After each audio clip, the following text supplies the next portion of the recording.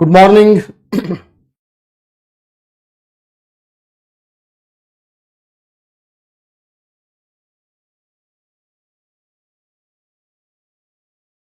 So we shall start a new thing today.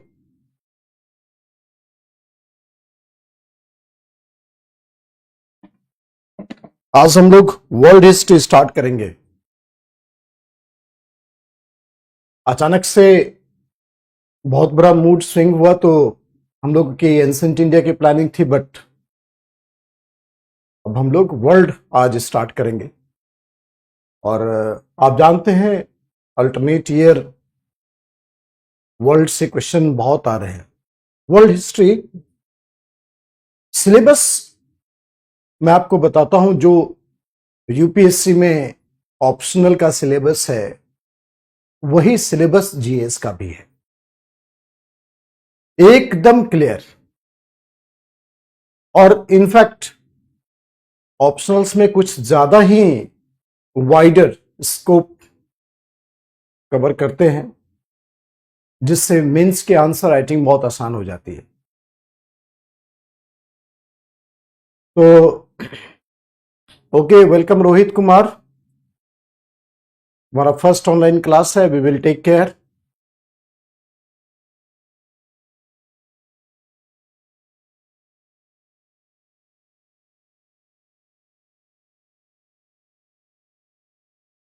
तो हम लोग यहां पर सिलेबस पहले डिफाइन करेंगे।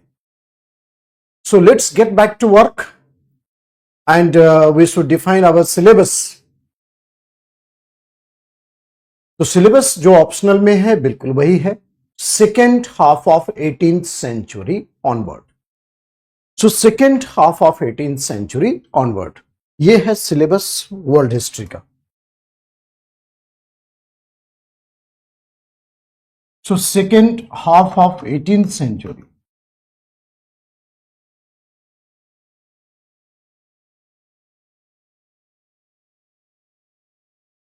Means after 1750।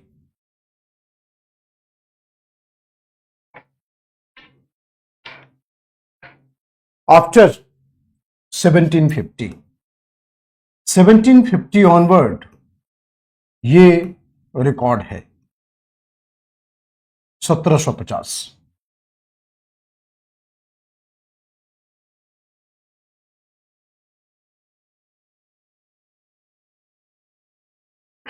1750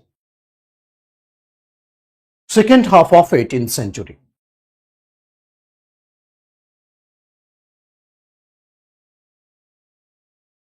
और इसमें कुछ इंपॉर्टेंट इवेंट्स डिस्कस करेंगे। This is called modern world. Syllabus में क्या है? मॉडर्न वर्ल्ड है। तो थोड़ा बैकग्राउंड भी we will definitely try to discuss the background as well, and in background we will try to find out that how the medieval world transformed into the modern world. Medieval world had transformed into the modern world. Background देखेंगे medieval world में क्या था and modern world को क्या characterize करते हैं. So the real thing to start with, the transition from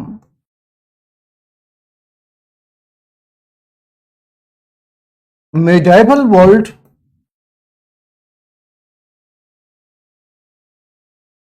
to modern world.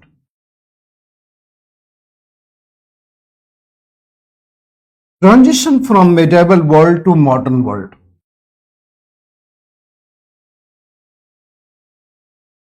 मतलब medieval period के क्या कैरेक्टर थे और मॉडर्न वर्ल्ड के क्या कैरेक्टर हैं, दोनों के बीच में क्या डिफरेंस है, that we will see. In fact you can see this is a transition from feudalism to capitalism. Transition from feudalism to capitalism. अभी तो शानदार मोतियों जैसे अक्षर है, कुछ बोलोगे तो नहीं तुम लोग. और थोड़ा सा अगर घसीट दिया बोर्ड पर, पूरे देश में हंगामा कर देते हो. So feudalism to capitalism.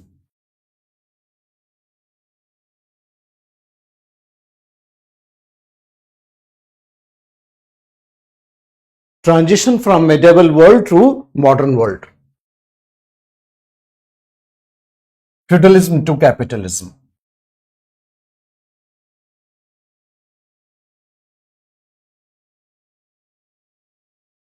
मतलब सामंतवादी व्यवस्था से पूंजीवादी व्यवस्था का जो परिवर्तन था, इसी को हम लोग क्या बोलते हैं, ट्रांजिशन बोलते हैं, medieval world to modern world. किसके चलते ये ट्रांजिशन पॉसिबल हुआ, that we need to understand.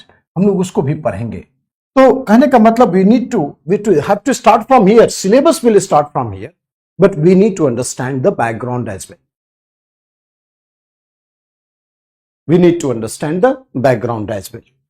So what causes that this transition had happened? So this transition is mainly because of Renaissance. आप जानते हैं ना, पुनर्जागरण काल था पूरे यूरोप में, बहुत जबरदस्त चेंज आया। Renaissance, reformation and geographical discoveries.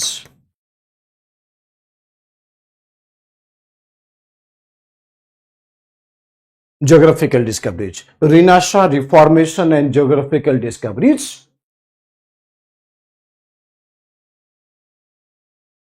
Right? And this is the factor. पुनर्जागरण हुआ, धर्म सुधार आंदोलन हुआ, भौगोलिक खोज हुए. So these are the factors, Renaissance, Reformation and geographical discoveries, that actually caused this transition from feudalism to capitalism or medieval world to modern world. Medieval mentality आप समझते हैं ना, जिसमें कि हाई डिग्री ऑफ रिलीजियसिटी होता है। Religiosity is very high. Medieval स्कॉलस्टिसिज्म बोला जाता है, मध्यकालीन पंडित पंथ। और पंडित पंथ शब्द आप समझते हैं कि you can not skip something, कि सुपर नेचुरल ही सब कुछ है और हमारा साइंस फेल है। So no scientific acknowledgement, no rational thinking, इन सबको हम लोग we count in the terms called medieval scholasticism, right? So here this is the major change we observe in this phase, which we call it is a medieval scholasticism. और उसी को आगे चल करके साइंटिफिक टेम्परामेंट में convert हुआ, उसी को हम लोग मॉडर्न वर्ल्ड बोलने लगे। तो हम इन सब चीजों पर बहुत ध्यान से बात करेंगे। अपने पास सैंपल टाइम है, इसको हम लोग फिनिश करेंगे in due course of time. That would be a great idea for us. Okay, so medieval scholasticism to modern scientific temperament.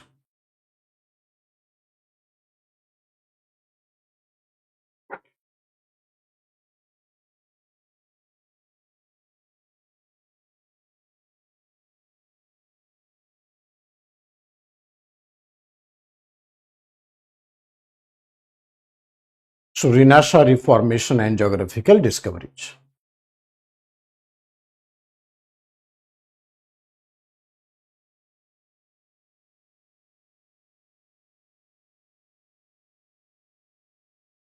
Renaissance, Reformation and geographical discoveries.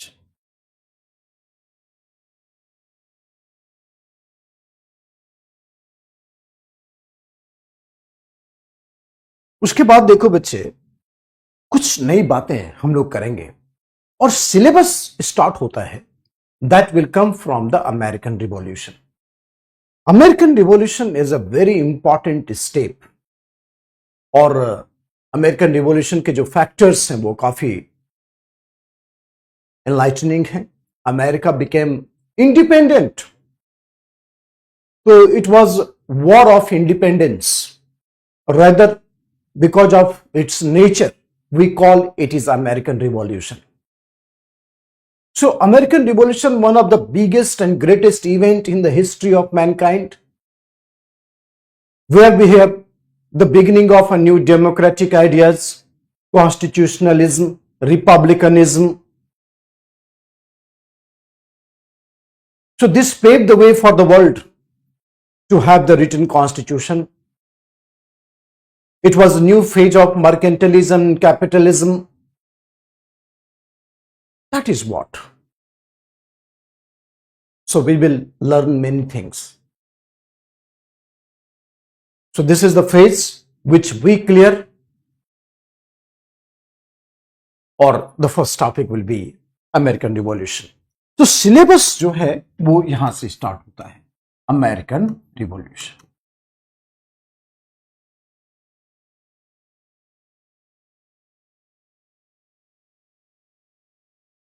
American revolution.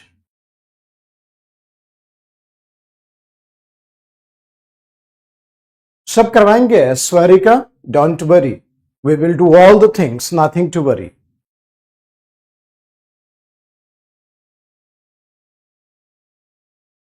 Good morning Taufiq, Mansi, Rahul, Madhu. Yes Madhu, थोड़ा और आगे भरने दीजिए, मैं थोड़ा speed देख लूं आप लोगों की, उसके बाद बता दूंगा मैं. सारी इस चीज तो आप पर भी डिपेंड करती है ना, और कई सारे इसमें ग्रुप्स हैं, तो आपको लग रहा होगा कि खाली आप ही के ग्रुप में चार्ट रिफ्लेक्ट हो रहा है, बाकी ग्रुप में नहीं हो रहा है. तो we have a much bigger group, और उसमें बच्चों का पल्स देखना पड़ता है. कुछ बच्चे काफी नए भी हैं.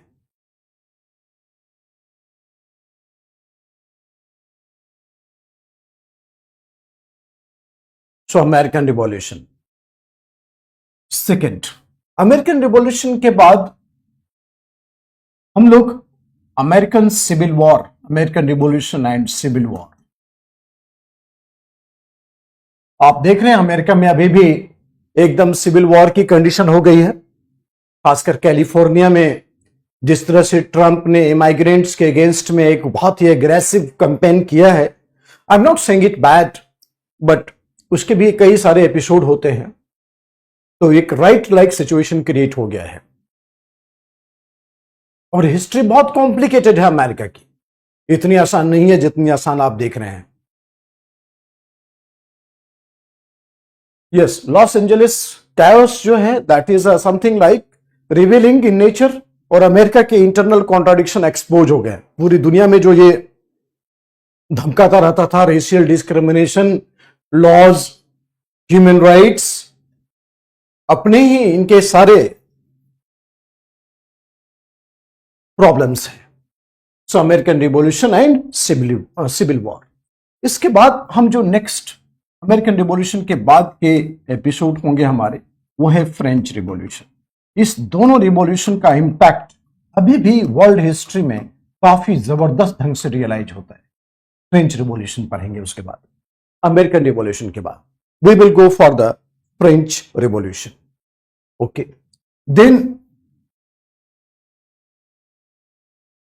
चौथा एपिसोड हम लोग पढ़ेंगे unification of Italy and Germany.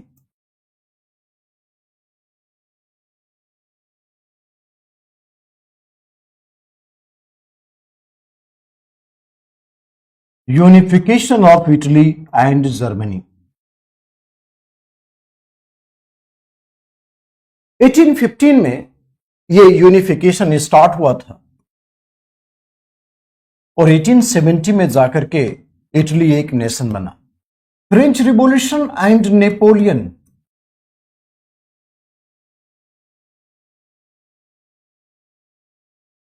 And thereafter we will go for the unification of Italy and Germany. Syllabus इसलिए समझा रहा हूं कि ये बिल्कुल नया होता है.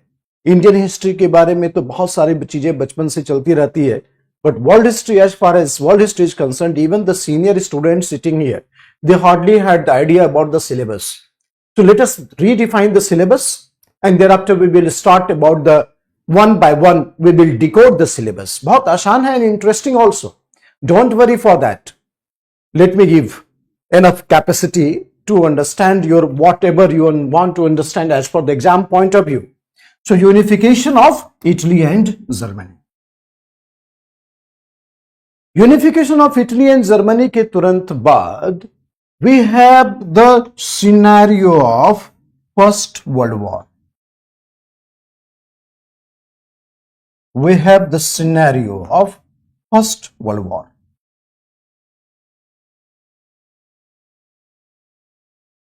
First World War. And First World War 1914 to 1918. 1914 to 1918. और इसी बीच में in between this first world war we have a big event called Russian revolution of 1917.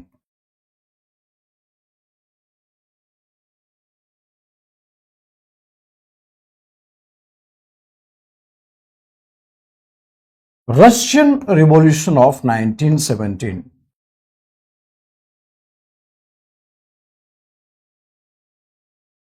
अब देखो रशियन रिवॉल्यूशन हो गया मनीष कुमार देखिए रशियन रिवॉल्यूशन हो गया, इस बीच में हुआ था 1917 में, डॉटेड है इवेंट हम लोग. तो immediately after the first world war and its consequences we will study the Russian revolution.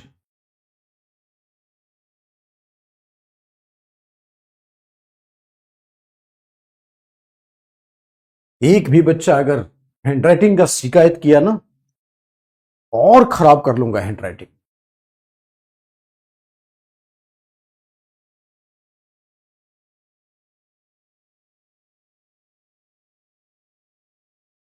मेरे सारे पुराने सुरमा नहीं दिख रहे हैं, मिट्टी के शेर. सो रशियन रिवॉल्यूशन 1917. और उसके बाद आप देखिएगा कि फर्स्ट वर्ल्ड वॉर के बाद जो पीरियड है in between the first world war and the second world war, first world war and second world war.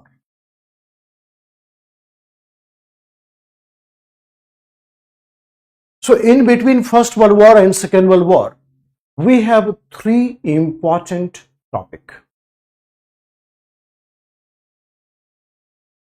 We have three important topics. तो पहला जो इंपॉर्टेंट टॉपिक है बच्चे यहां पर वो है ग्रेट डिप्रेशन. काफी क्वेश्चन आते हैं इससे. Great depression of 1929, Nazism, fascism. Nazism and fascism. Nazism in Italy, fascism in Germany. Nazism in Germany, fascism in Italy. Right? So we will go for this First World War and Second World War in between. Nazism in Germany.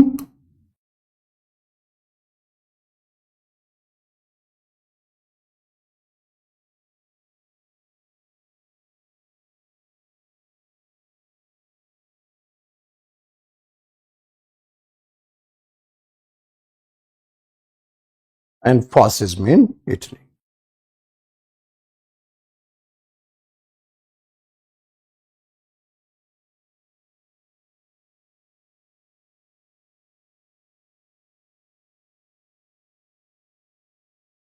Thank you so much. अपने writing की appreciation की, समझदारी की भी आप अपना command संभाले रखिएगा. समझना बहुत इंपॉर्टेंट है लाइफ में. बगैर इसके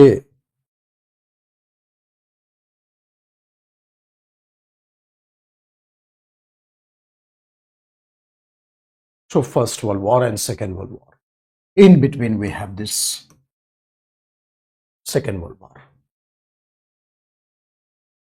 सेकेंड वर्ल्ड वॉर के बाद हम लोग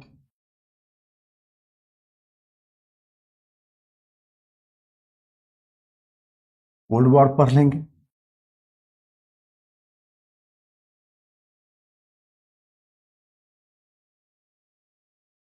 उसके बाद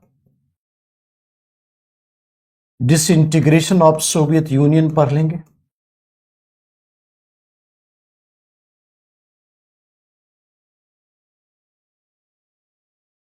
डिसइंटीग्रेशन ऑफ सोवियत यूनियन.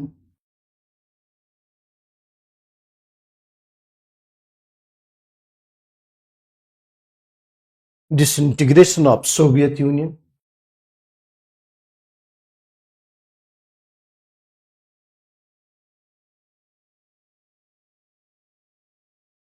उसके बाद आ जाएंगे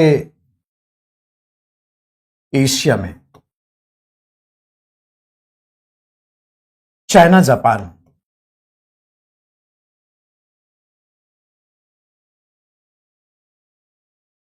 communism in China and militarisation in Japan. Militarisation in Japan. तो एशिया में आ जाएंगे, चाइना जापान में आ जाएंगे। Communism in China and militarisation in Japan.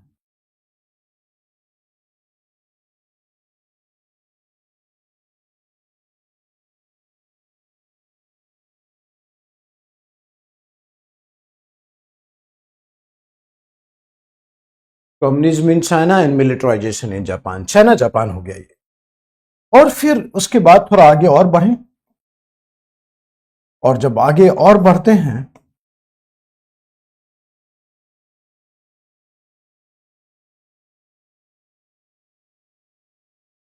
आगे और बढ़ते हैं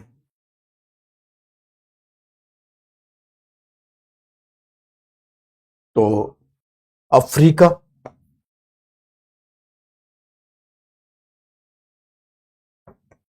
colonisation and decolonisation,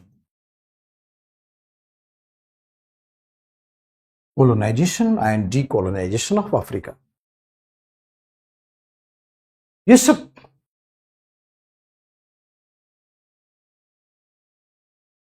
discussion already हो चुका है, colonisation and decolonisation of Africa. And we will go for the, एक बड़ा टॉपिक जो मिस हो गया वो है इंडस्ट्रियल रिवॉल्यूशन।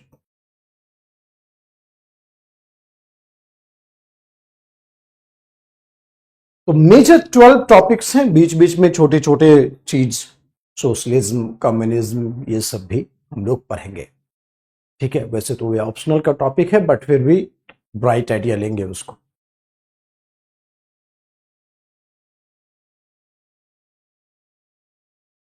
नहीं नहीं, नहीं है सिलेबस में वो। ठीक है, वाह Mansi, thank you so much इतने अच्छे वर्ड लिखने के लिए। नितिन, मधु,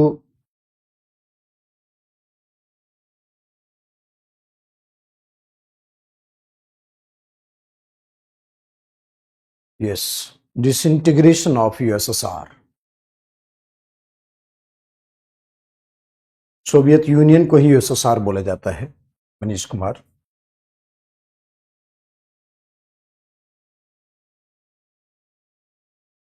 देखो रवीश को जल्दी कंप्लीट कर देंगे एकदम, जितना जल्दी फास्ट होगा ना उतना जल्दी कंप्लीट कर देंगे। ठीक है रवीश, वो सब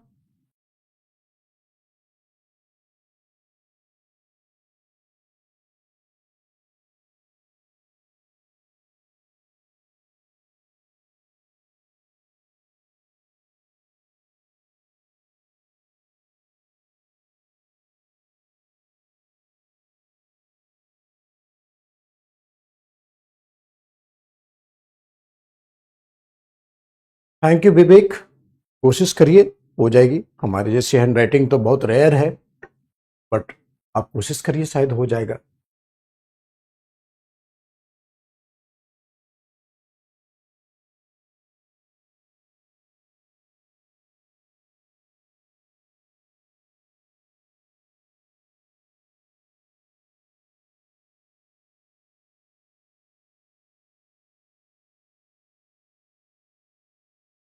बारह टॉपिक है, 15 दिन, 30 घंटे।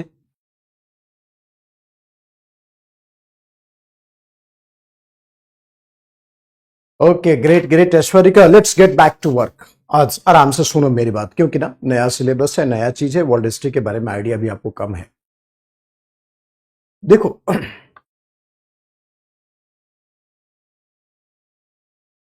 so characterization of the medieval world, there was feudalism, completely very local social, economical and political factors, very localized, barter trade, self-sufficient economy.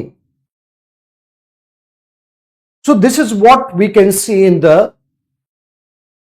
medieval world. यहां पर पंडित पंथ काफी था। पंडित पंथ means you can not talk anything beyond the Bible and the Jesus. इसको बोलते हैं medieval स्कॉलस्टिसिज्म, मध्यकालीन पंडित पंथ, where the religion and religiosity was dominating in the minds of the people. There was no scientific enlightenment, scientific temperament, no reason, no rationality, nothing. So it was a high degree of religiosity. इसी को medieval world बोला जाता है. And that gradually transformed into modern world that is called capitalism. And here you can see the rise of nation state and new ideas of the social and economic mobility, scientific innovations, background of the industrial revolution, everything. The change that you want to observe, you can observe here. So this transition is basically characterized by Renaissance, Reformation and geographical discoveries. तो जरा इस introduction को हम लोग world history के introduction को लिखते हैं. देखो बच्चे, वर्ल्ड हिस्ट्री के इंट्रोडक्शन को हम लोग लिखते हैं. ये सिलेबस है.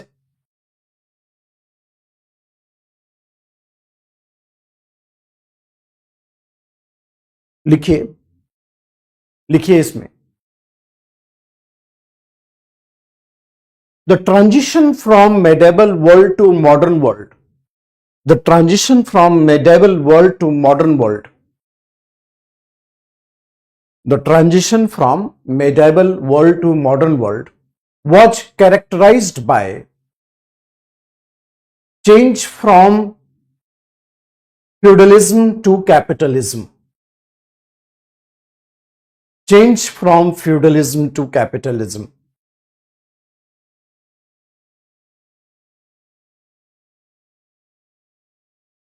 The features of the medieval world,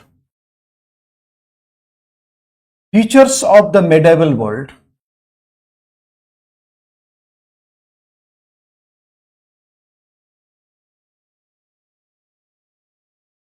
was characterized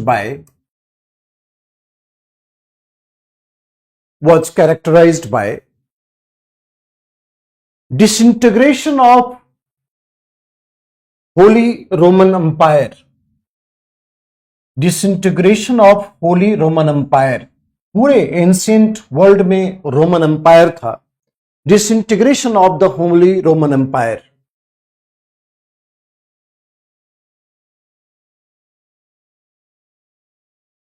And rise of many feudal centers.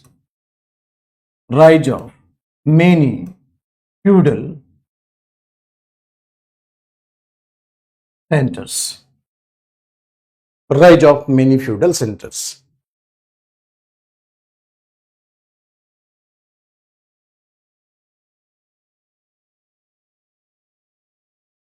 There was a great influence of the Roman Catholic Church.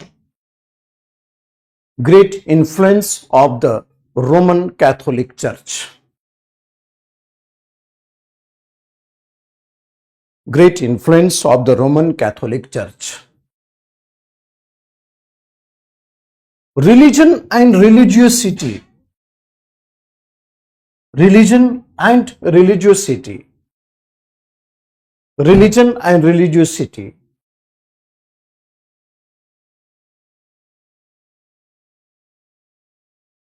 Re-established Holy Roman Empire.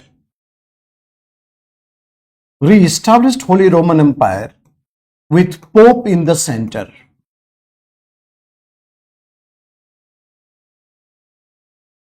Re-established the Holy Roman Empire with Pope in the center.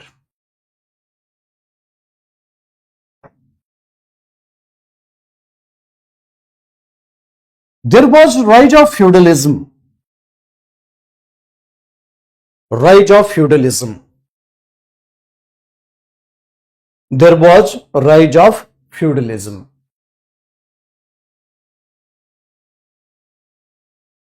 Emphasis on transcendental life. इस बात का आप समझे मतलब क्या होता है? मतलब मरने के बाद ज्यादा फोकस हुआ कि मरने के बाद स्वर्ग मिलेगा. मतलब detachment from this world and aspiring the next world after death. ये जो आफ्टर डेथ का फॉर्मूला है, so emphasis on transcendental life, God at the centre. Emphasis on transcendental life, that is God at the center.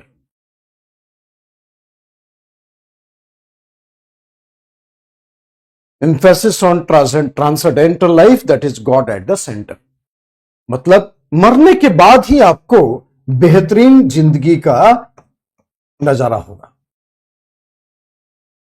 So that is something which increase the human sadness, sorrowness, pain, sufferings. जब भी आप present world से detach होते हैं, that is what we call, this is the major reason of the suffering.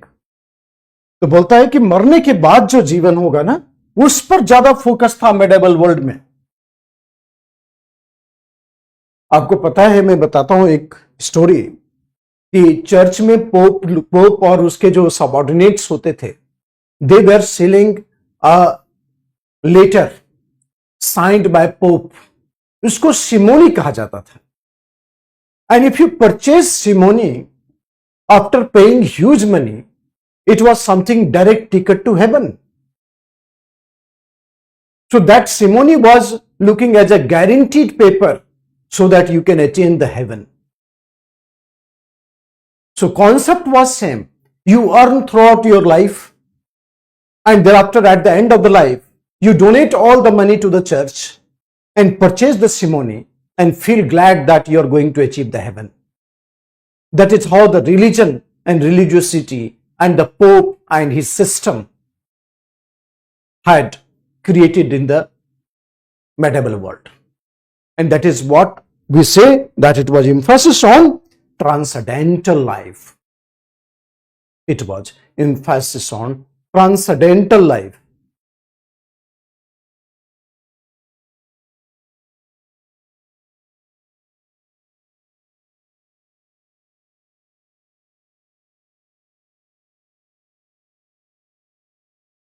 ये बात समझ में आई बच्चे? जब बात बोला करो, हमको भी लगना चाहिए ना कि हम भी पढ़ा रहे हैं तो समझ में आ रहा है.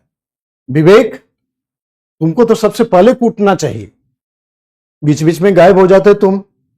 दीप्तिश, Parmeshwar, Ashish, Rohit, Mansi, okay. Nitin, thank you. Madhu, great.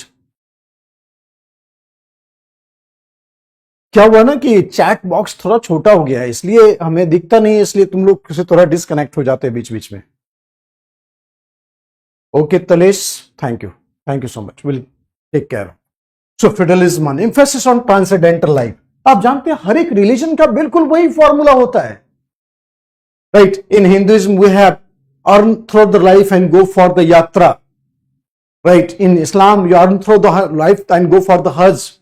In Christianity, there was a concept simony.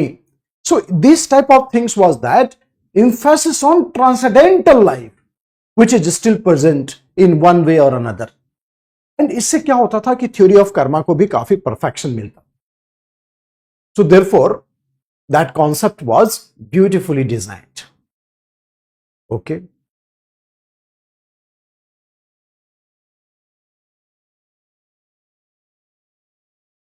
Full of religious chain. Thank you so much. मुझे लगता है कि सारे बच्चे समझ रहे हैं, आराम से देखना, ठीक है? Emphasis on faith and superstition instead of logic. Logic एक साइंटिफिक टेम्परामेंट है. Discussion and debate will find out the truth. एक साइंटिफिक टेम्परामेंट है. बोला कि नहीं नहीं, बिल्कुल नहीं. जो अंधविश्वास है वो एकदम ज्यादा परफेक्ट था उसमें, और इसीलिए इसको हम लोग क्या बोलते हैं? We call it is a medieval world. यहां पर लॉजिक एब्सेंट है और फेथ और सुपरस्टिशन पर बहुत ज्यादा फोकस किया गया। So this was the features of the modern medieval world, और इसी को कलेक्टिवली हम लोग क्या बोलते हैं, मेडिवल वर्ल्ड बोलते हैं। I hope all of you have understood this fact. अब देखो मॉडर्न वर्ल्ड में क्या चेंज आया, और इस ट्रांजिशन, ये जो चेंज है उसको किसने क्रिएट किया, what factors that had led to the change from medieval world to modern world, what factors.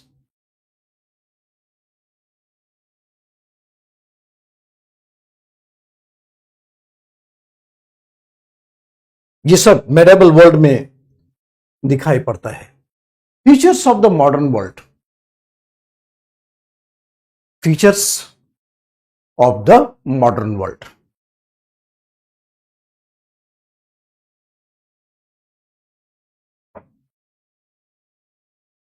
Fall of feudalism,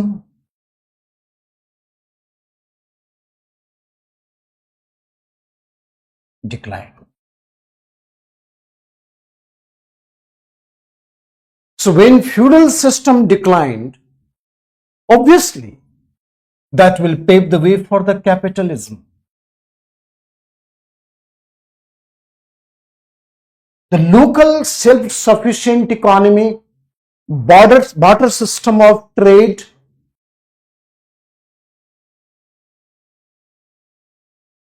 very local social, political and economic values, feudalism had declined, and rise of the capitalism, profit making.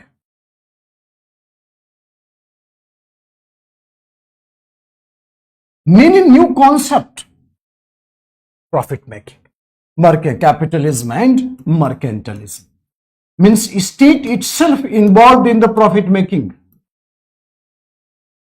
state itself involved in the profit making, mercantilism है, यह सामंतवादी व्यवस्था है, राजा है जमींदार और वही सारी social political economic system को कंट्रोल करता है। Scientific discoveries which paved the way for industrialization, which paved the way for industrialization. Scientific discoveries which paved the way for industrialization. Re-emphasis on logic and reason.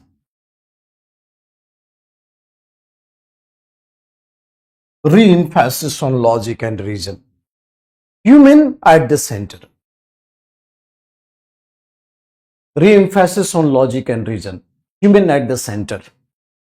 मानव जो है बिल्कुल केंद्र में है. So re-emphasis on logic and reason. देखना medieval world में God centre में है. Anything cannot be away from the supervision of God. Nothing can escape from your eyes. So God was the center of the entire civilizational thing. और अब क्या है, human काफी important हो गया. मैं बताता हूं कैसे. ये जो ह्यूमन सेंट्रिक वर्ल्ड है, मॉडर्न वर्ल्ड, इसमें बोलता है कि human can do anything, human can do wonder. इसमें सबसे बड़ा जो इंपॉर्टेंट फैक्टर्स दिखता है, जैसे कि इस पीरियड में बड़े बड़े साइंटिफिक डेवलपमेंट हुए. मैं बताता हूं, एक वेलेसियस नाम का आदमी था. वेलेसियस, उसने एनाटॉमी ऑफ ह्यूमन बॉडी लिखा, एक किताब लिखी थी एनाटॉमी ऑफ ह्यूमन बॉडी, और उसने बताया कि जो ब्लड है वो लेफ्ट से राइट की तरफ फ्लो करता है. हार्ट लेफ्ट में होता है तो ब्लड लेफ्ट से राइट फ्लो करता है. पूरा यूरोप, पूरी दुनिया हैरान होगी कि इसको अंदर का बात कैसे पता चला कि ब्लड लेफ्ट से राइट फ्लो करता है. अंदर का बात पता कैसे चला इसको.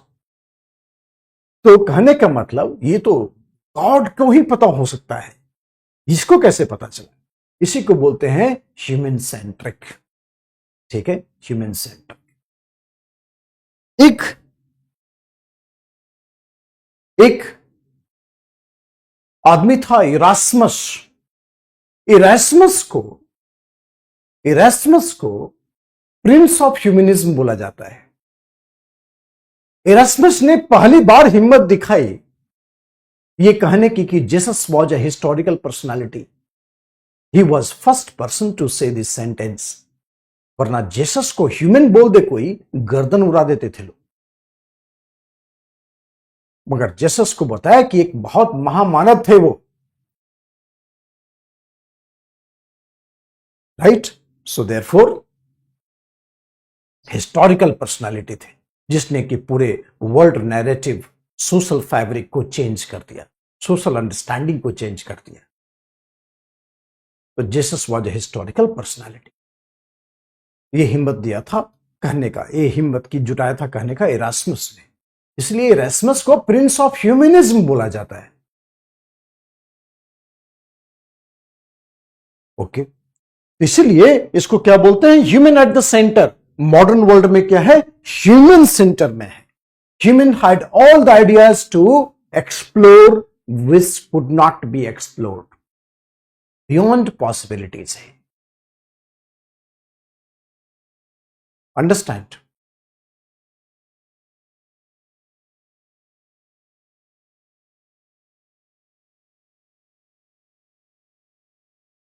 आया समझ में बच्चे ये बात?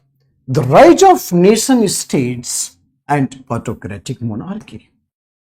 राष्ट्र राज्यों का उदय हुआ, देश बनने लगे मॉडर्न वर्ल्ड में। पहले सामंतवादी भौगोलिक क्षेत्र होता था, अब देश बनने लगा।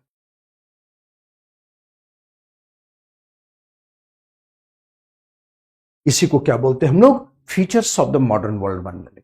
ऑटोक्रेटिक मोनार्की होगा, उसके बाद डेमोक्रेसी, रिपब्लिकनिज्म, ये सब आते चले जाएंगे। मॉडर्न स्टेट, मुझे लगता है कि सारे बच्चों को इंटरेस्ट भी आ गया है और फिर अंडरस्टैंडिंग भी क्लियर हो गई है कि जिसको किसको मेडिवल वर्ल्ड बोलते हैं और किसको मॉडर्न वर्ल्ड बोलते हैं। मेडिवल वर्ल्ड वो है जिसमें फुल ऑफ रिलीजियसिटी होता है, और मॉडर्न वर्ल्ड वो है जिसमें कि कंप्लीट एक साइंटिफिक एक्नॉलेजमेंट को प्रायोरिटी जाती है, रीजन एंड रेशनलिटी को इंपॉर्टेंस दिया जाता है, राइट। ह्यूमन सेंट्रिक अप्रोच है, logic and reason.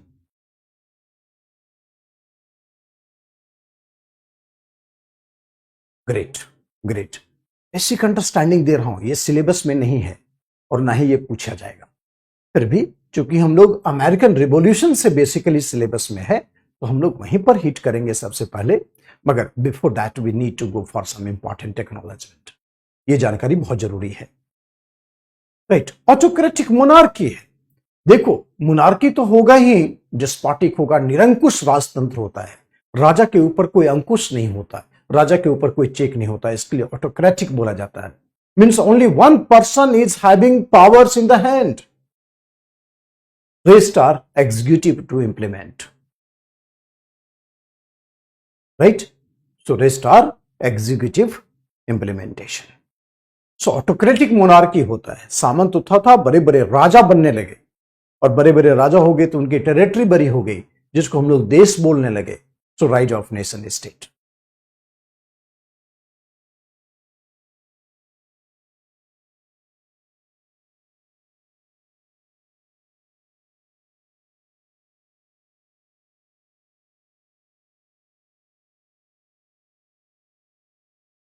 So rise of nation states and autocratic monarchies.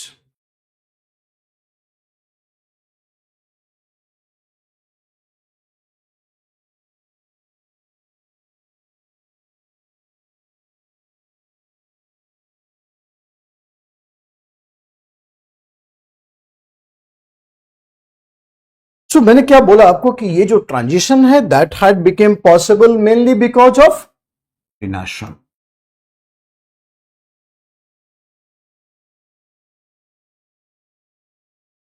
What is the meaning of Rinasa? Rinasa means rebirth.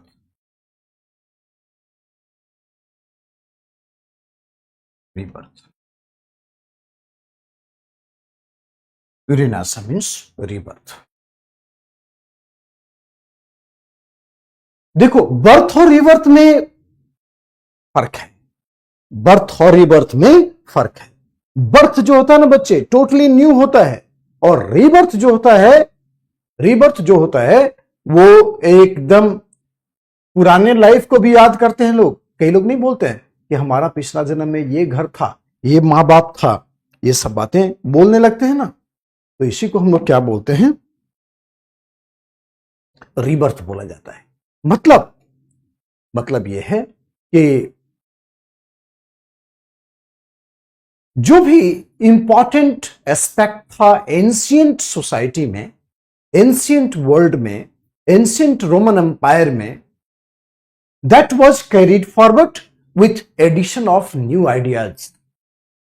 देखो, medieval period जो था वो एकदम ज्यादा रिलीजियस था compare to the ancient.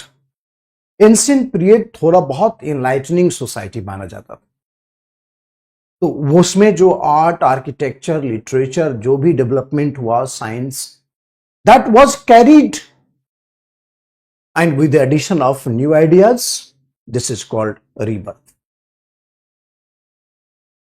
So therefore, in the Rinasha, which is called rebirth, there was, आप इसमें लिखिए कि the Rinasha, it is known as rebirth. During the Rinasha, there was a great development in art, architecture, literature, science and technology, etc. Art, architecture, literature, science and technology, etc.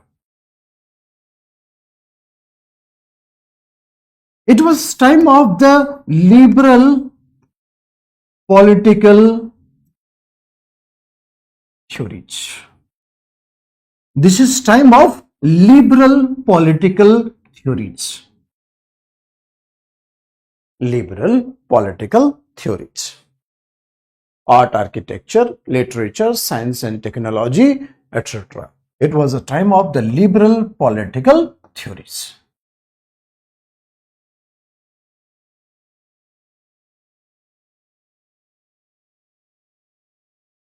Human-centric.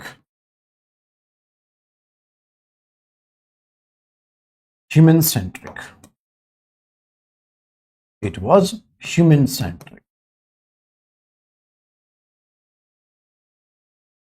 First time you can see the importance of human. It was human-centric. It was period of logic and thinking.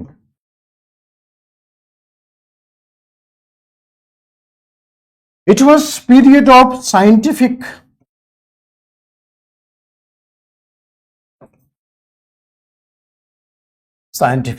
acknowledgement. It is period of scientific acknowledgement.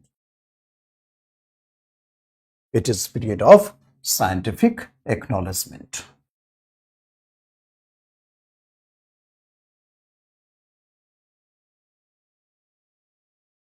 It is called Rinasha.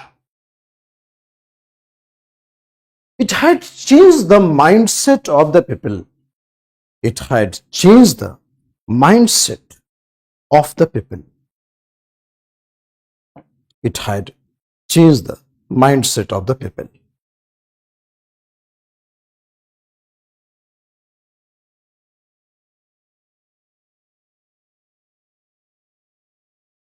So 14th and 16th century, in between 14th and 16th century, this was a new beginning. इसमें Machiavelli जैसे political thinker थे। Machiavelli ने बोला था कि राजा को शेर और लोमड़ी का एक साथ एक्टिंग करने आना चाहिए, वही सफल किंग हो सकता है। The king should act like a fox and lion. इसका रियल मैनिफेस्टेशन आप भारतीय इतिहास में शिवाजी को देखते हैं। He was the perfect mixture of fox and lion. Chanakya भी इसी फिलॉसफी को फॉलो करते थे, जिसको मैकियावेली ने आगे बढ़ाया था। So king should act like a fox and lion. So new political discourse था ये। तो likewise in renaissance period you can see Michelangelo, Leonardo da Vinci, Raphael. They had created wonder. When Leonardo da Vinci painted Mona Lisa, the common girl became so famous. ये कोई imagine नहीं कर सकता था। जैसे आजकल रील्स ने बहुत सारी चीजों को बहुत फेमस बना दिया है, उसी तरह से जो पेंटर्स होते थे, राइटर्स होते थे, वो किसी को भी फेमस बना देते। मैडोना राफेल ने पेंट किया था। अब common girl became so famous in this world. So that is what a human is also very important and can do wonder.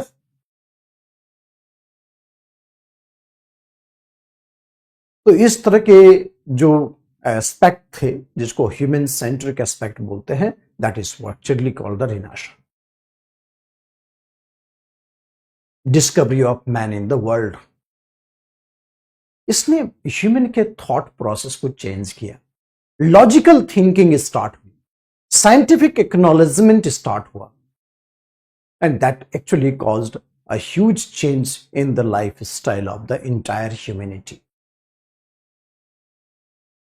Okay, आया समझ में ये चीज बच्चे? तो रिनाशा that had happened in the 14th and the 16th century. In between, that was one of the factor which transformed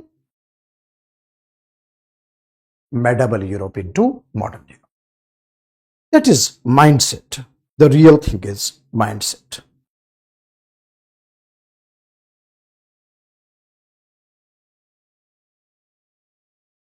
Okay. Second aspect को देखो, Reformation.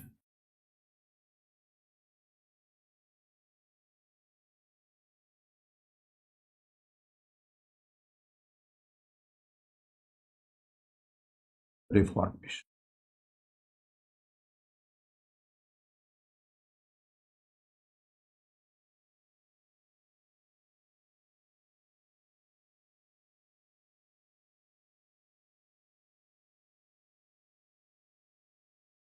Reformation.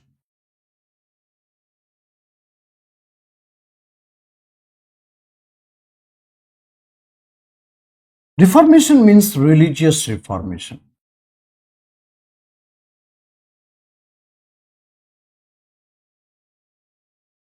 Religious reformation.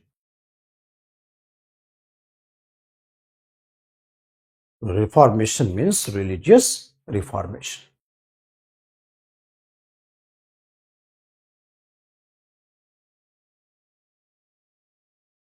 देखो, Roman Catholic Church, it had dominated the human life.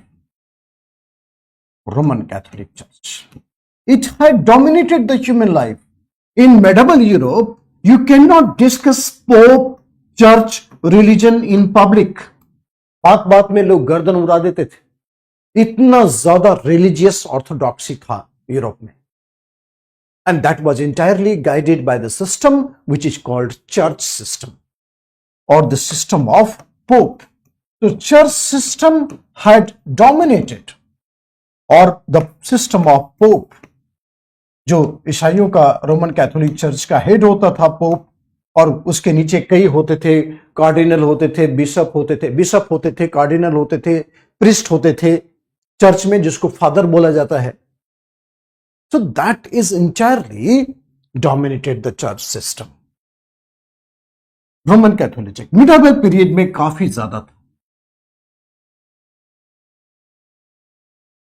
आप समझिए कि church का क्या interference था, not only in the religion but the nation state in Europe. 1/5 of the nation state, the territory of nation state was the property of church. मान लीजिए कि France का एग्जाम्पल लेते हैं. फ्रांस का ये टेरिटरी है, this is the territory of the France. इसका जो 1/5 पार्ट है, दैट वाज 1/5 पार्ट जो है, that was the 1/5 part, that was the territory of the church. This is territory of church.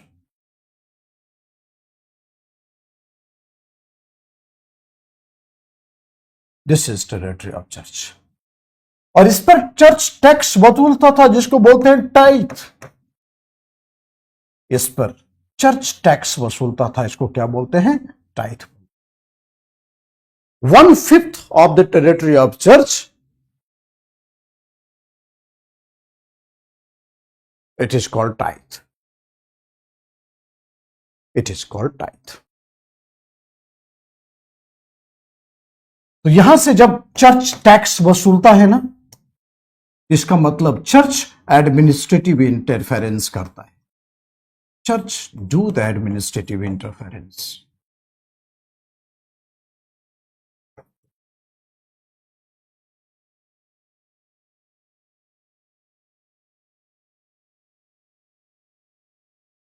Administrative interference. Church do the administrative interference.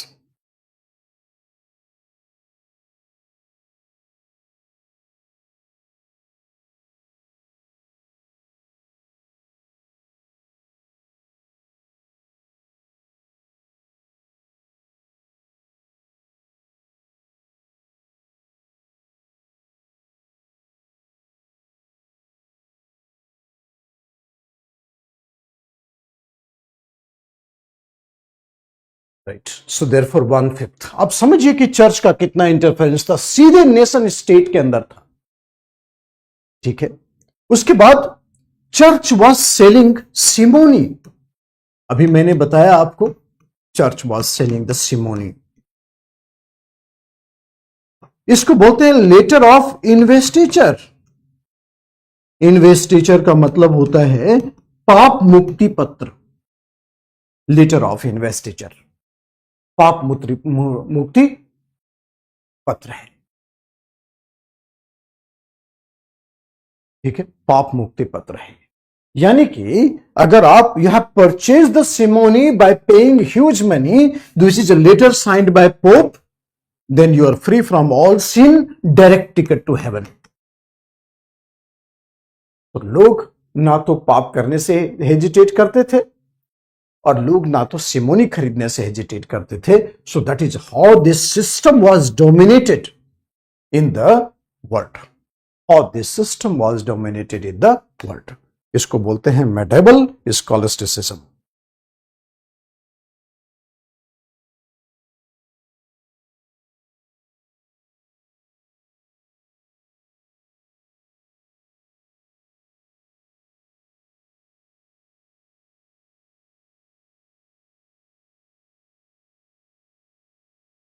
इसको क्या बोलते हैं?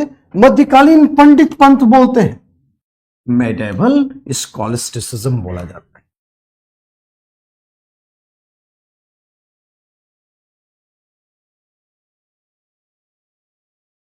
मध्यकालीन पंडित पंथ बोला जाता है।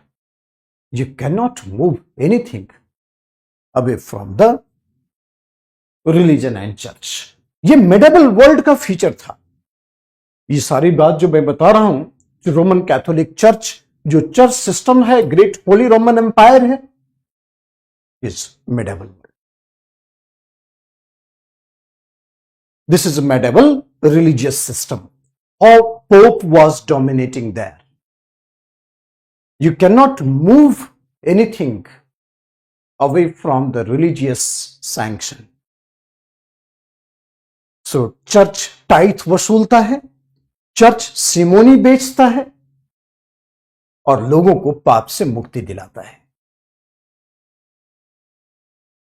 It's a political and religious act.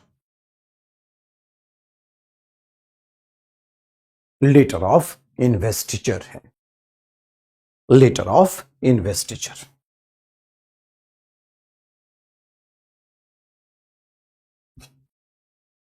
Reformation. बात भी करते रहो। पंडित का मतलब केवल हिंदुइज्म से नहीं है, प्रिस्टलीहुड है, इसलिए पंडित बोला हुआ है उसको रोहित, ठीक है। सो पंडित मतलब not Hindu pandit, the word pandit is basically means the priest, and the priest means what, that is whether mullah maulvi और द फादर, इसी को बोला जाता। तो can you please repeat reform? समझ में आया सारे बच्चे? कुछ बोल नहीं रहे तुम लोग? मानसी, शहनाबाज, जिक्रा,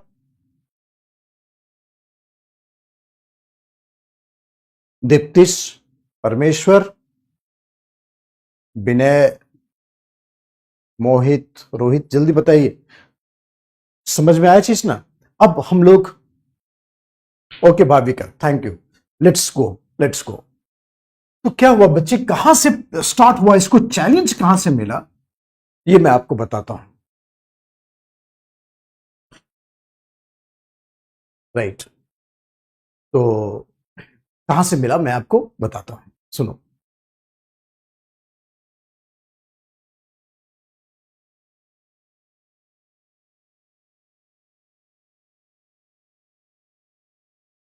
क्या हुआ कि एक जर्मनी में, जर्मन यूनिवर्सिटी में एक प्रोफेसर था, professor of law and religion, his name was Martin Luther.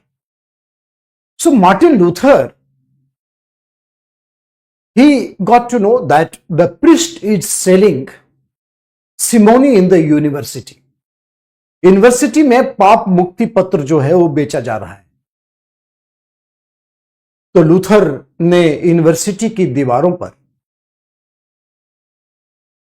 एक लंबा थेसिस चिपका दिया, 95 पॉइंट थेसिस चिपका दिया दीवारों पर, और उस थेसिस में कई सारे क्वेश्चंस थे। जो उसका क्रक्स था कि how pope can free anybody from the sin. पोप के पास किसी भी पाप को मुक्ति करने का कौन सा अधिकार है या क्या तरीका है। How pope can free anybody from the sin, that was the main crux of the thesis presented by Martin Luther. Main crux of the theme. How Pope can free anybody from sin. That was the main crux of this story. Luther ने Bible को challenge नहीं किया, Luther ने Jesus को challenge नहीं किया। Luther had accepted the authority of Bible. Luther had accepted the existence of Jesus, but Luther challenged the Roman Catholic system. The right of the Pope to free anybody from the sin. Pope का क्या अधिकार है या pope की क्या authority है? Pope को किस तरह का रिलीजियस सैंक्शन है? चर्च टैक्स क्यों वसूलेगा? चर्च का काम तो रिलीजन का है। इस तरह से मार्टिन लूथर का जो question, that question was very much accepted by the many political social thinkers of the world, and there developed ethics called Protestant ethics. So Roman Catholic church की आइडियोलॉजी को challenge किया, which is called Protestant ethics और the Protestant religion, and we call it is a Lutherism. Right? Martin Luther. We call it is Lutheranism. That is a Martin Luther. Did you understand this? Great acknowledgement, great effort, fundamental in nature. और ये जो Luther की ideology थी, केवल Germany तक नहीं confined रहा, France में, स्विट्जरलैंड में और पूरे यूरोपियन कंट्रीज में it had developed like anything. इस तरह से यूरोप में दो रिलीजियस एथिक्स डेवलप हुए, एक तो रोमन कैथोलिक और दूसरा प्रोटेस्टेंट। बाद में रोमन कैथोलिक चर्च में भी सुधार हुआ, जिसको रिफॉर्मेशन बोला जाता है, और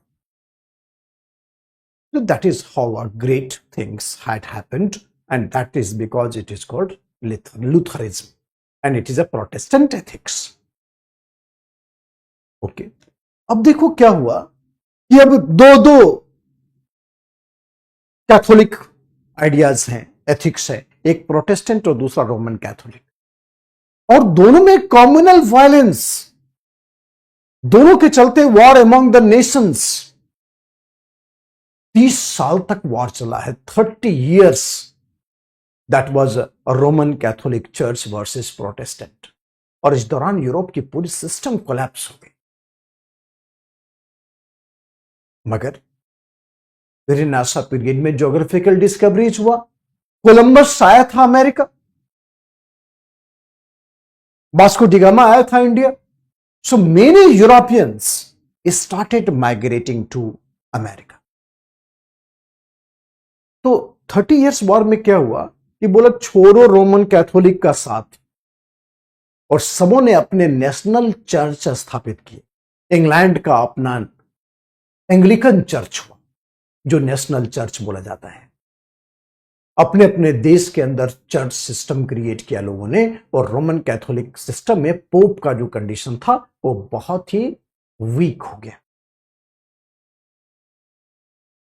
डू यू अंडरस्टैंड दिस? आपको आया समझ में कि रोमन कैथोलिक वर्सेस प्रोटेस्टेंट के कारण पूरे देश में नेशनल चर्च एस्टैब्लिश हुआ, पूरी दुनिया में।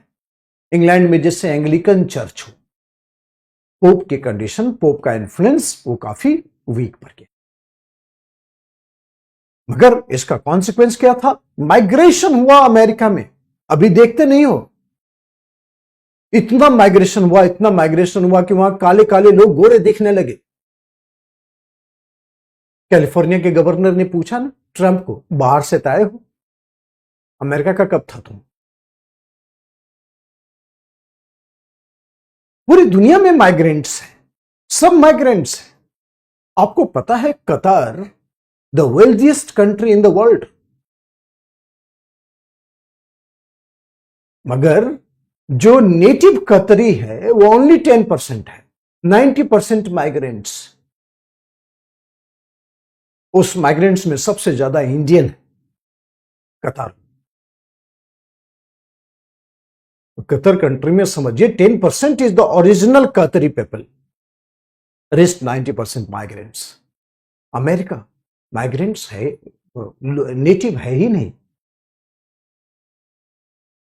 तो therefore there was a huge migration, और उसमें सबसे आगे जो था देश, इंग्लैंड, स्पेन, फ्रांस, इन तीनों ने अपनी कॉलोनी बना दी उधर। इन तीनों ने अपनी कॉलोनी बना दी। अभी जो कैलिफोर्निया ये सब हिस्सा था ना, ये स्पेन की कॉलोनी थी। लॉस एंजलिस वर्ड ही स्पेनिश है। संविधान तो बना था अंग्रेजों की कॉलोनी के लिए, 13 कॉलोनी थी अंग्रेजों के, उसके लिए संविधान बना था। बाद में अमेरिका एक्सपेंड हुआ, उस संविधान को थोपा इन लोगों पर। तो बोलता है कि ये जो संविधान थोपे हो, उसमें अपना संवैधानिक दायित्व उसमें क्लियर नहीं है, ये थोपा हुआ संविधान है। कहां से माइग्रेंट? हम लोग नेटिव है। ये जो मैक्सिकन लोग बोल रहे हैं कि माइग्रेंट कहां का, हम लोग तो नेटिव हैं। So that is how you can see the complexities in the world. जो अमेरिका संविधान बना था, अमेरिकन कॉन्स्टिट्यूशन का, वो तो 13 कॉलोनीज ऑफ इंग्लैंड के लिए था। बाद में अमेरिका विशाल हो गया, फ्रेंच कॉलोनी, स्पेनिश कॉलोनी सब ऐड हो गया उस अमेरिका देश में। Okay, so that is how you can see this.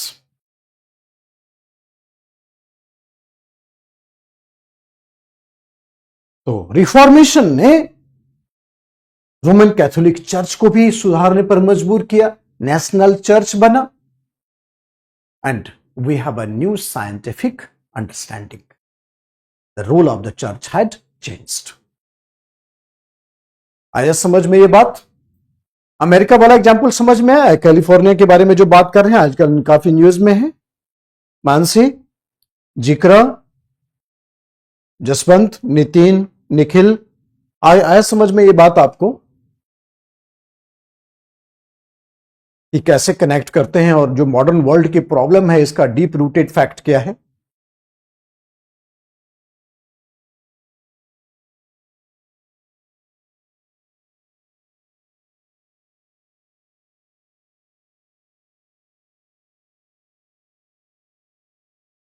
That's great. It's always fascinating to connect you people. अच्छा लगता है आप लोगों से बात करना, और मुझे लगता है कि जो इंग्लिश मीडियम के बच्चे हैं जो रिजल्ट बहुत शानदार देते हैं और देते रहेंगे, I really enjoy talking to you people because आप लोगों की अंडरस्टैंडिंग भी काफ़ी बेहतरीन है, and I feel very comfortable to say कि आप कनेक्ट बड़ी फास्ट करते हैं, चीज़ों को ग्रेस्प बहुत फास्ट करते हैं। That's a good idea. जोर से समझ में आ रहा है, वाह बहुत शाबाश। हमारा तो भाषा बहुत जबरदस्त रहता ही, स्मूथ चल रहा है। थैंक यू परमेश्वर। तो Roman Catholic church, this is called reformation. लिख लिया ना ये सारा चीज रिफॉर्मेशन के बारे में?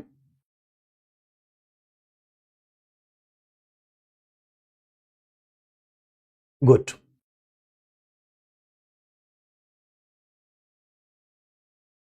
ध्यान रखिएगा कि ये सब जो आप लोगों का जो पर्सनालिटी है, ये हम्बलनेस है, ये सब because all of these things are created by your mother, no doubt in this. Primary मैंने महसूस किया है कि रियल में जो पर्सनालिटी बिल्टअप है that comes from the home itself, no doubt in this, and that is really been appreciating looking you people all the time. मैं बोलता हूं, इसलिए आपको बोलता हूं कि the mother is the your primary teacher who built your personality till you die. Yes, simony वगैरह सब खत्म हो गया जब रिफॉर्मेशन आया।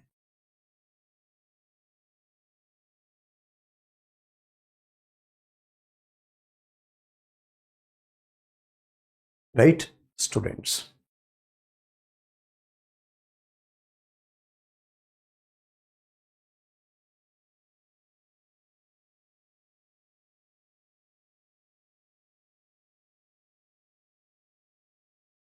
Okay, very good. Very good sentence, Diptis. Family is the first institution of socialization.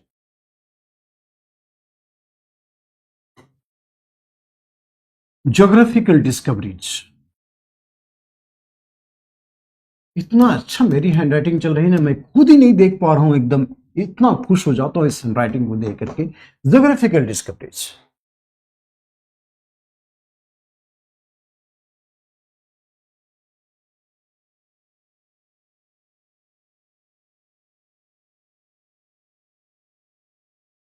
Geographical discoveries. देखो, आपने देखा ना कि ये जो टर्की है, टर्की, राइट, ये जो टर्की है,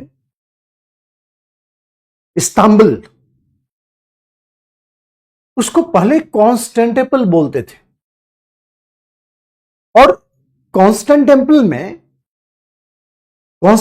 में वो कनेक्टिंग पॉइंट होता था Europe and the Orient world. Orient मतलब अरबियंस, पर्शियन, इंडियंस, इन सबको ओरिएंट बोला जाता था। तो वो जो कॉन्स्टेंटिनोपल है उस पर ओस्मानियन टर्क ने कैप्चर कर लिया, जिसके चलते इंडिया और यूरोप के बीच में या एशिया और यूरोप के बीच में ट्रेड रूट डिस्कनेक्ट हो गया। पानी देखते ही डर लगता था पहले लोगों को। इसलिए वेस्टर्न यूरोपियन कंट्रीज ने एक अल्टरनेटिव ट्रेड रूट डिराइव किया, और जिसको हम लोग ज्योग्राफिकल डिस्कवरीज बोलते हैं। पुर्तगाल का एक किंग था हेनरी। हेनरी ने एक नेवी कॉलेज स्टैब्लिश किया जिसको हेनरी द नेविगेटर बोला जाता है। He established a navy college, और उसी नेवी कॉलेज के बड़े ट्रेंड पर्सन होते थे Vasco da Gama, Columbus, Magellan. इन लोगों ने पूरी दुनिया में समुद्री यात्रा की थी। तो पुर्तगाल और स्पेन ने इस डायरेक्शन में लीड लिया था। Spanish Columbus and Portuguese Vasco da Gama. Columbus America की तरफ गया, वास्को डी गामा घूम के इंडिया आया। इमेजिन करना, ज्योग्राफिकल डिस्कवरीज का मतलब क्या होता है? ज्योग्राफिकल डिस्कवरीज का मतलब होता है discovery of new oceanic trade route, discovery of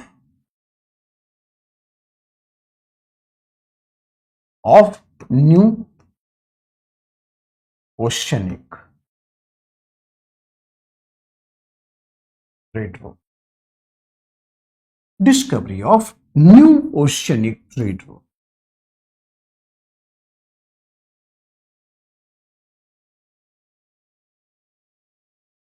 right, modern India में अभी हम लोगों ने पढ़ा था ये कि geographical discoveries started when in 1453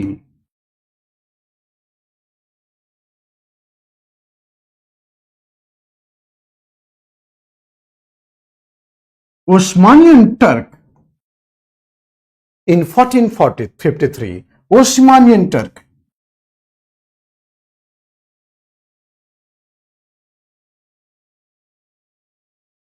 had captured Constantinople, and after that trade route between India, trade route between Europe and Orient had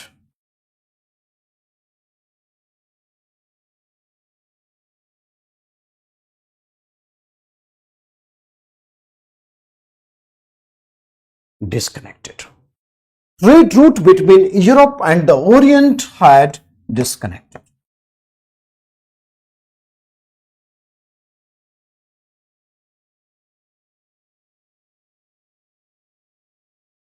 In 1453, Osmanian Turk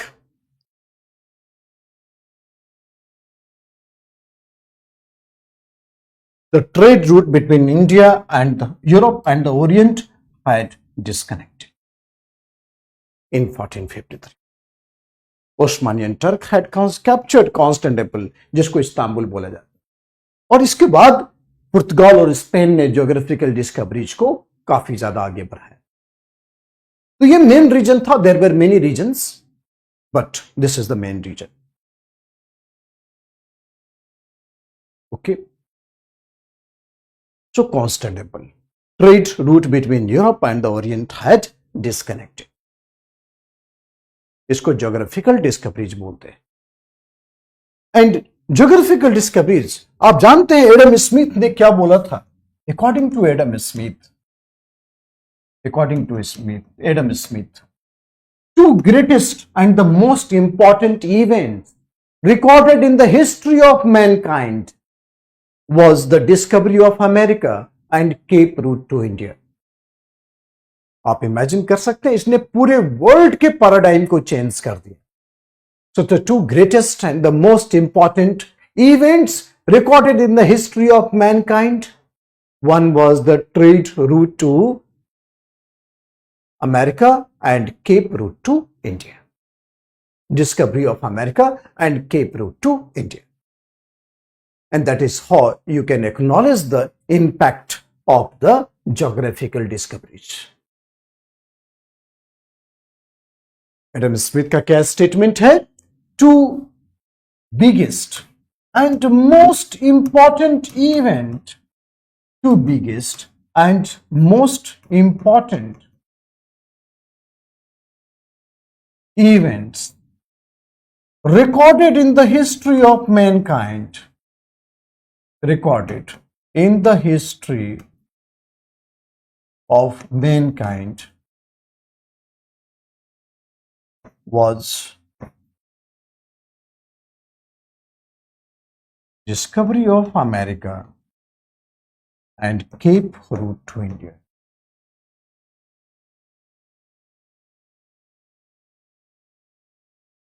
Two biggest and most important events recorded in the history of mankind was discovery of America and Cape route to India.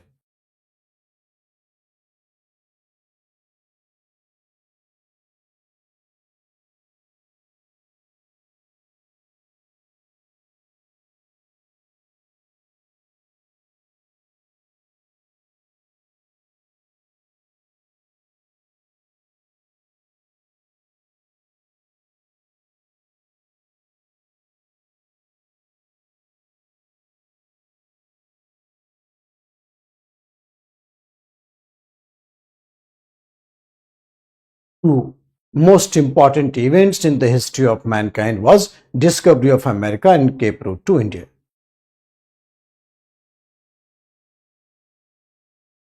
Okay, तो geographical discovery, इस तीनों factor ने ancient and जो medieval world है उसको modern world में transform कर दिया। फिलॉसफिकल डायमेंशन कितना जबरदस्त हुआ इस पीरियड में, ये समझो। फिलॉसफिकल डायमेंशन कितना जबरदस्त हुआ इस पीरियड में, समझो। 30 आवर्स हम करेंगे इसको। अब मैं आप लोगों को समझ गया और बस 30 आवर्स में हम लोग इसको निपटा देंगे, लेस देन 30 आवर्स, उससे भी कम में। ठीक है ना बच्चे, आप थोड़ा सा अब शांत हो जाइए। So we will take around 30 hours. 30 hours अब जब पूरा हो जाए, हम लोग टेक्निकली 1 आवर 45 मिनट्स डेली पढ़ रहे हैं, right? So that you can calculate how many days it will go, right? So Constantinople,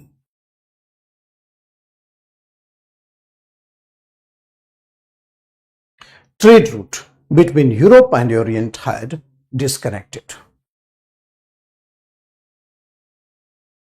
So these three factors had changed the modern Europe into medieval Europe into modern Europe.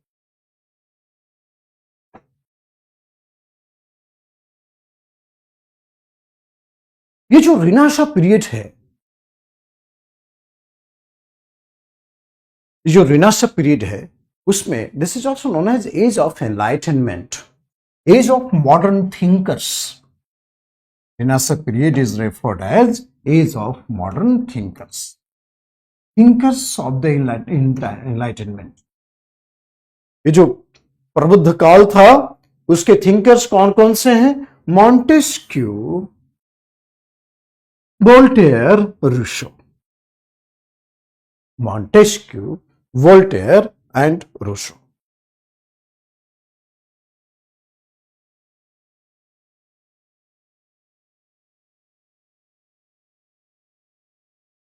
Montesquieu, Voltaire and Rousseau.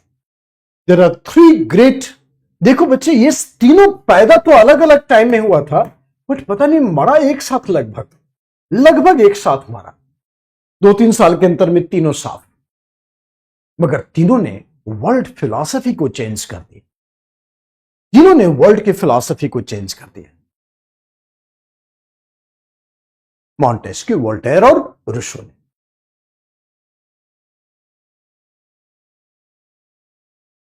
Montesquieu, he wrote a book, Spirit of Law. Spirit of Law. और Montesquieu कहता है, देखो क्या बोलता है, he advocated separation and balance of powers. Separation मतलब there are 3 main organs of the state: executive, judiciary and legislature.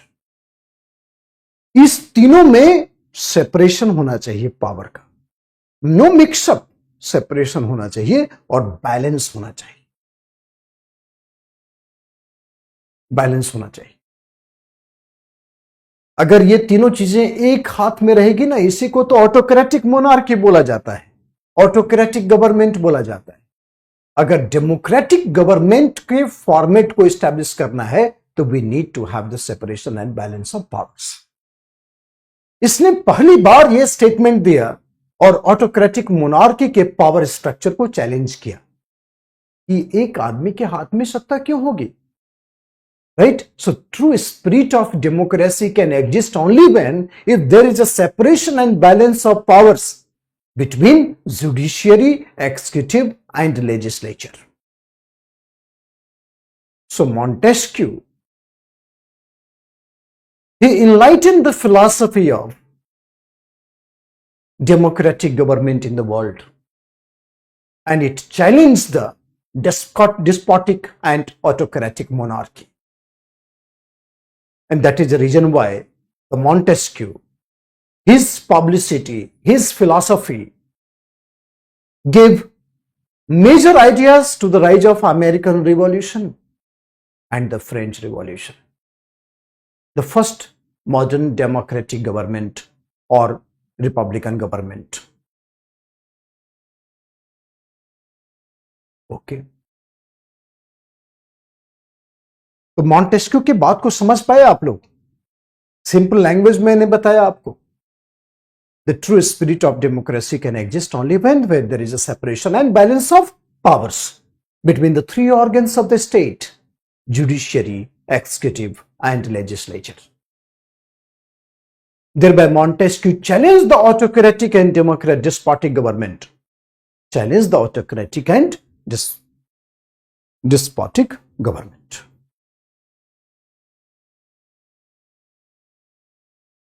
In his book Spirit of Law. ये लिखना जरूर, इसको लिखना है। देख रहे हो मॉन्टेस्क्यू कैसा दिखता था? देखो देखो देखो मॉन्टेस्क्यू को कैसा दिखता है। देखो, इसकी डेथ हुई 1755 में, 1778 में, 1778 में। ये तीनों 2-3 साल के अंदर निपट गए, मगर they were the great thinkers of the age of enlightenment. Thank you Shiva, great. बहुत आसान है। हमारा तो ऐसा रहता है कि जैसे आपके साथ मैं भी पढ़ रहा हूं, तो ऐसा लगता है कि हम दोनों साथ में काम कर रहे हैं। तो इससे स्टूडेंट जो है ना काफी मोटिवेटेड होता है। My words is not only words, simply we are connected to the high degree of the wireless. एकदम तब जाके आपको समझ में आता है। हाँ, लिखो लिखो बच्चे, जिक्र लिखना है, लिखना है, ठीक है। सो Montesquieu, he was advocator of democratic principle. Montesquieu was advocator of democratic principle. He challenged autocratic government. He challenged autocratic government.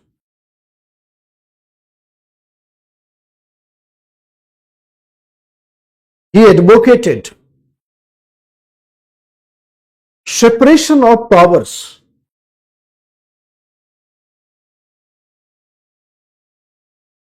between executive, judiciary, and legislature.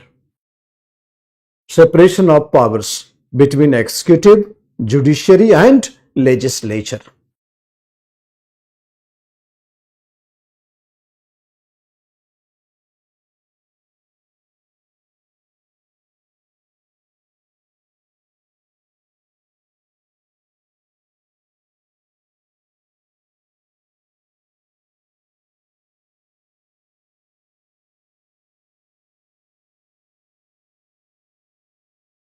Okay.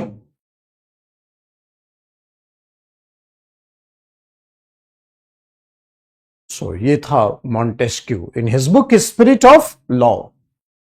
In his book Spirit of Law. दूसरा नाम देखो,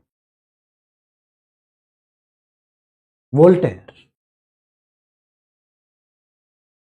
Voltaire, देखो Voltaire का photo देख रहे हैं ना, Voltaire का एकदम फिलोसोफर लग रहा है बिल्कुल। देखो, वोल्टेयर के थॉट्स बिल्कुल भी डेमोक्रेटिक नहीं थे। मैं बताऊं आपको, वोल्टेयर के थॉट बिल्कुल भी डेमोक्रेटिक नहीं थे।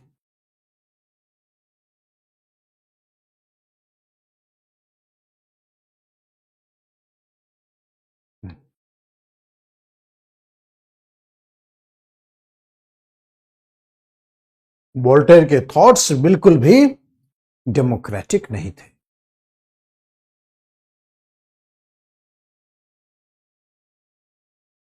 वोल्टेयर मोनार्की में बिलीव करता था। इंग्लैंड का जर्नलिस्ट था ये, मोनार्की में बिलीव करता था।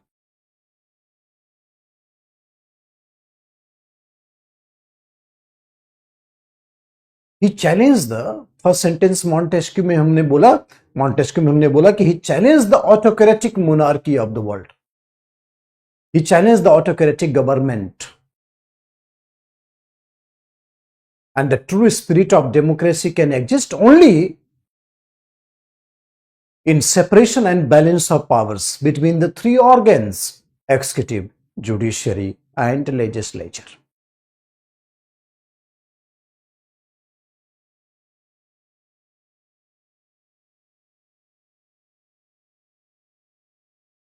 तो मॉन्टेस्क्यू के थॉट्स बिल्कुल भी डेमोक्रेटिक नहीं थे। ये ऑटोक्रेटिक मोनार्की में बिलीव करता था। मगर वोल्टेयर ये मोनार्की में बिलीव करता था। और वोल्टेयर का क्या कहना है सुनो। Voltaire advocated separation of religion from the state.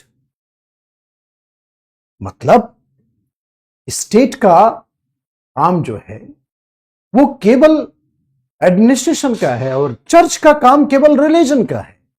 So church should not interfere in the affairs of the state. Should not interfere in the affairs of the state. Church, the role of church is only through the religion. So Voltaire बिल्कुल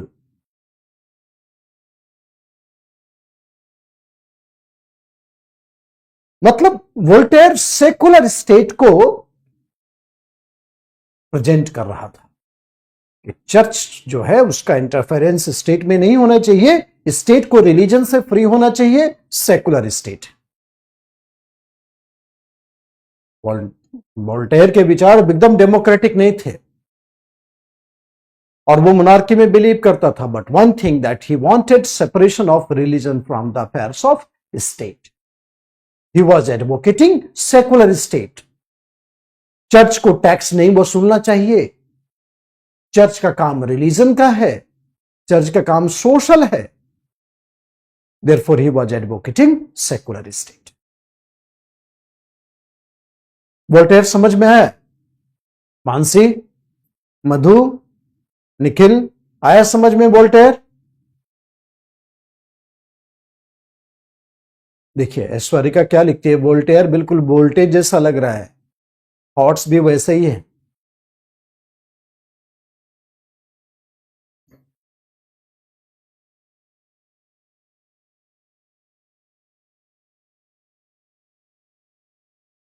हम लोग जब school में थे गांव में तो हमारे यहाँ बिजली ही नहीं आती थी महीने महीने। जब उस टाइम को याद करता हूं तो फिर लगता है कि देश तो बदला है, अब गांव से शहर की तरफ लोग आ गए हैं, गांव की कंडीशन भी काफी सुधार है। बट वो जो टाइम था वो बहुत ही अल्टीमेट टाइम था। अगर फिलामेंट जल जाता था, बल्ब होते थे उस वक्त, एलईडी एलसीडी वगैरह नहीं था, बल्ब होते थे बिल्कुल, और बल्ब में फिलामेंट जल जाता था, इतने में हम लोग खुश हो जाते थे कि अरे। तो आपने वोल्टेज बोला तो याद आया कि हम लोग उसमें बोलते थे वोल्टेज नहीं है, वोल्टेज नहीं है। बिजली ही नहीं है तो वोल्टेज क्या रहेगा। तो I can remember the days. अचानक से मुझे याद आ गया आपके वोल्टेज से कि हम लोग वोल्टेज को लेकर के कितने परेशान होते थे उस वक्त। तो वोल्टेयर इसी फिलोसॉफिकल डायमेंशन को एक्सप्रेस करता है, सेकुलर स्टेट के इमेजिनेशन को प्रेजेंट करता है वोल्टेयर। ओके, और आगे देखो, हमने तीसरा नाम लिया रूसो का। रूसो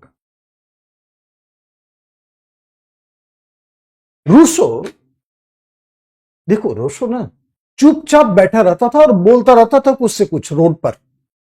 जो लोग काफी करीब से उसके पास बैठते थे तभी महसूस करते थे कि अरे ये तो पॉलिटिकल साइंस पढ़ा रहा है। Rousseau was such a kind of personality जो कि जहां बोलता था आग लग जाती थी बिल्कुल। रूसो क्या बोलता है? रूसो बोलता है कि जो जनरल विल है वही कॉमन विल है, वही सॉवरेन विल है। मतलब common will is a sovereign will. मतलब सामान्य लोगों की इच्छा और राजा की इच्छा है। समझो, एक बात समझो इसको, एक आदमी की इच्छा सबकी इच्छा नहीं हो सकती, मगर सबकी इच्छा एक आदमी की इच्छा हो सकती है।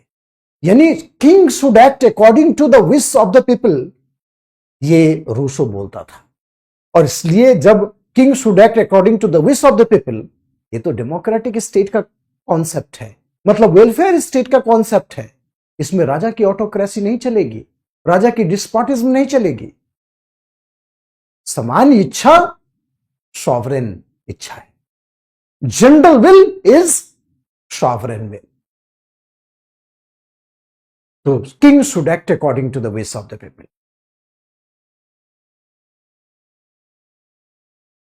आया समझ में बात रूसो की इस बात को? तो रूसो ने इनडायरेक्टली उस ऑटोक्रेटिक मोनार्की को चैलेंज किया जो कि अपने फैसले लेता था और जनता पर थोप देता था। बोलता है कि general will can become sovereign will, so king should act according to the wish of the people. इसी को फिलॉसफी ऑफ कॉमन विल बोला जाता है रूसो का। बोलता है कि जब मनुष्य पैदा होता है ना, when man born, only then the man is free, otherwise everywhere in chain. जब मनुष्य पैदा होता है तभी तक वो स्वतंत्र रहता है, बाद में वो जंजीरों में जकड़ जाता है। आप देखिए ना, पूरे 5 अरब देश, 5 अरब लोग हैं इस पूरे देश धरती पर, कोई भी आदमी स्वतंत्रता महसूस नहीं कर पा रहा है, किसी न किसी बाउंडेज में है, बंधन में है। रूसो वही तो बोलता है। रूसो बोलता है कि जब मनुष्य पैदा होता है तभी तक स्वतंत्र होता है, after that everywhere in chain, जंजीरों में जकड़ जाता है। बोलता है रूसो, अब इस बात को ध्यान से सुनना, जो आगे वाला पॉइंट है इस बात को ध्यान से सुनना। ये क्या बोलता है रूसो? बोलता है कि जब तक समानता नहीं होगी तब तक स्वतंत्रता महसूस नहीं कर सकते। समाज में till we have the equality we can not achieve the objective of freedom. जब तक समानता नहीं होगी तब तक ऑब्जेक्टिविटी नहीं हो सकती, तब तक फ्रीडम महसूस नहीं कर सकते। क्योंकि देखो, जो अपर क्लास है ना, वो लोअर क्लास को हमेशा अपने साइकोलॉजिकल डोमिनेंस में रखेगा। Remember one thing, upper class will always dominate psychologically. So therefore, the lower class will never have a freedom of thought and expression. इस तरह से रूसो बोलता है कि समाज में जो विभाजन है ना, उसको समाप्त करना पड़ेगा। एक आदमी को विशेषाधिकार है, दूसरे आदमी को विशेषाधिकार नहीं है। एक आदमी को प्रिविलेज है, दूसरे आदमी को प्रिविलेज नहीं है। ये जो फिलोसॉफिकल एस्पेक्ट है रूसो का, that is making the things very different.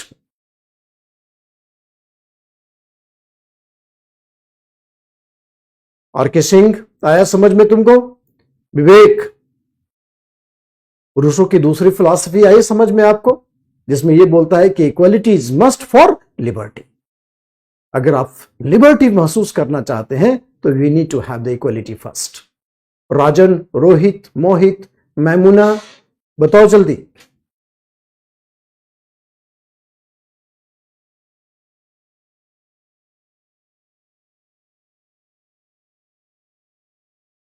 Mansi, Nikhil,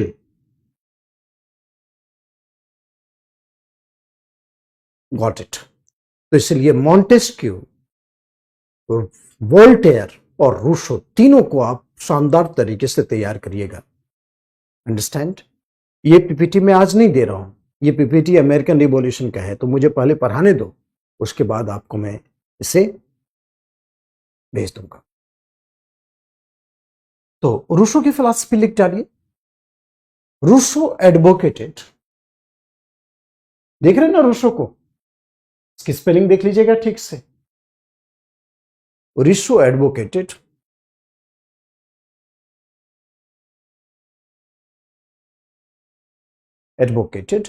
the concept of general will or common will, principle of common will, principle of common will means common will can become sovereign will, common will can become sovereign will, common will can become sovereign will. Therefore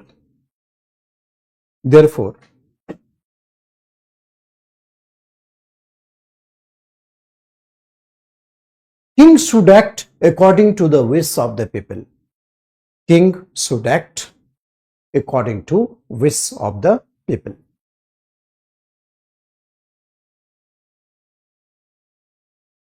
और उसके बाद लिखिएगा,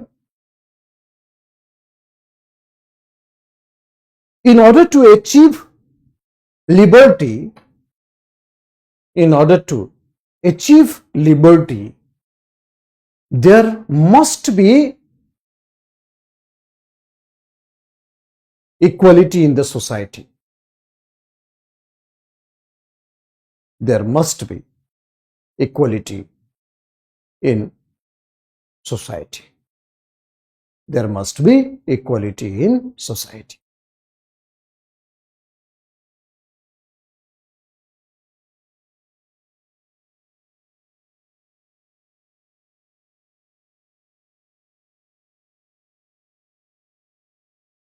There must be equality in society. Rousseau wrote the book Social Contract and Discourse on Science and Art. Discourse on Science and Art. Social Contract and Discourse on Science and Art.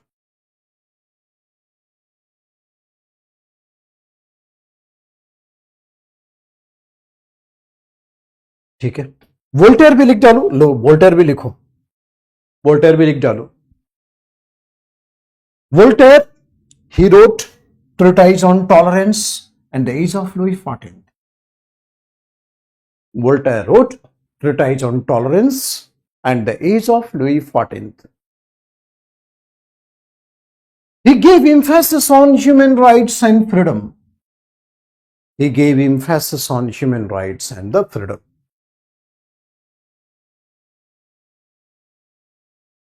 Human rights and the freedom. He gave emphasis on human rights and the freedom.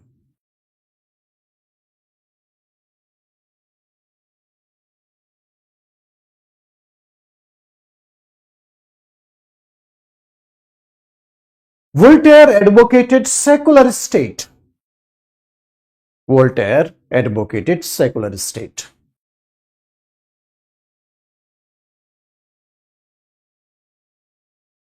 Voltaire advocated secular state. Voltaire said, the main role of the church is the religious role. Main role of the church is religion. Main role of the church is religion.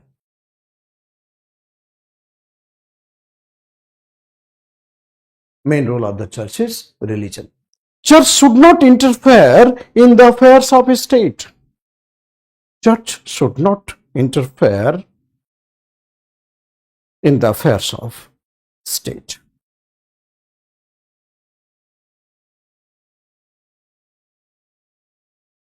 Church should not interfere in the affairs of state.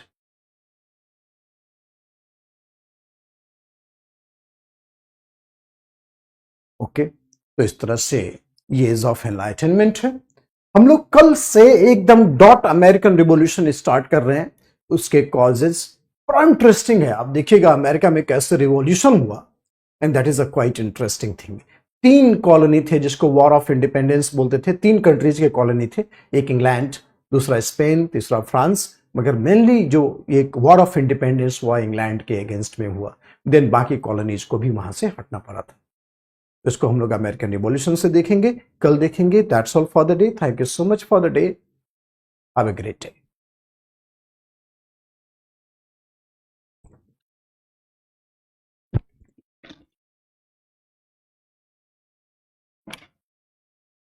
ये राहुल इसको PPT मत देना. आपने लिखी, हाँ जो मैंने लिखी दे दी, मत पीपीटी जो दिया वो आज नहीं. या एक काम कर सकते हो, यहाँ तक दे, ठीक है. और इसके आगे वाला जो है ना, यहाँ से ये वाला, इसके पहले वाला 22 तक